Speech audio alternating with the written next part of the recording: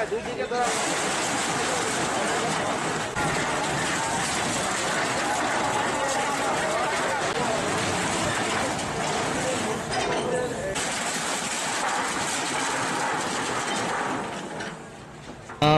হাইকোর্টের যে নির্দেশনা যে নদীকে সিএস জরিপ অনুযায়ী তার পুরনো অবস্থানে ফেরত দেওয়া, মূলত সেই কাজটি বাস্তবায়নের জন্যই আমরা নারায়ণগঞ্জ নদী বন্দর এবং বিআইডব্লিউটিএ আমরা একযোগে আজকের অভিযান পরিচালনা করছি। আমাদের মূলত দুদিনের অভিযান, 103টি স্থাপনা রয়েছে, তার মধ্যে আজকে আমরা 50-এর অধিক স্থাপনা আমরা উচ্ছেদ করেছি, অবৈধ স্থাপনা, এবং আমাদের এই কাজ আগামী দিনও চলবে।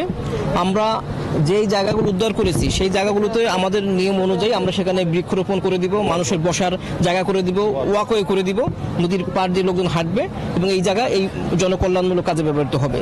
এবং নদী উদ্ধারের জন্য যেখানেই অবৈধ স্থাপনা থাকুক আমরা আমাদের জরিপে আমাদের যদি নদীর পিলারের মধ্যে সেটি পরে অবশ্যই আমরা সেটি উচ্ছেদ করব।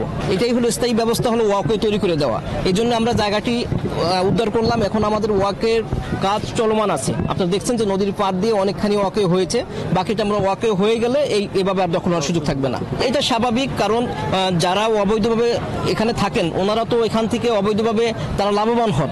তো যখন আমরা নদীকে হাইকোর্টের রায় অনুযায়ী যখন আমরা নদীকে জীবন্ত সত্তা হিসেবে নদীর জায়গা ফেরত দিব, তাহলে তাদের সেই অবৈধ জায়গাগুলো তো বন্ধ হয়ে যাবে। এই জন্য স্বাভাবিকভাবে তাদের আপত্তি থাকবে। তবে আমরা আইন মোতাবেক, মাননীয় হাইকোর্টের নির্দেশনা মোতাবেক সকল বাধা উপেক্ষা করে আমরা আমাদের নদীকে সিএস জায়গায় জায়গায় ফেরত দিব। স্থাপন কমপ্লিট করা হয়েছে এবং এখানে সীমানা পিলার চলমান আছে। দুই একটা জায়গায় বাধা আসে, সেগুলো আমরা ওভারকাম করে সীমানা পিলার স্থাপন কাজ চলমান রয়েছে। আর আপনার এরপর আমরা অকোয়ের কাজে হাত দেব। পুরো নদী চারপাশ দিয়ে আমরা অকোয়ে করব। আর অকোয়ে করলে আমার বিশ্বাস এই অবৈধ স্থাপনা গড়ার যে মানসিকতা মানুষের, সেটা দূর হবে।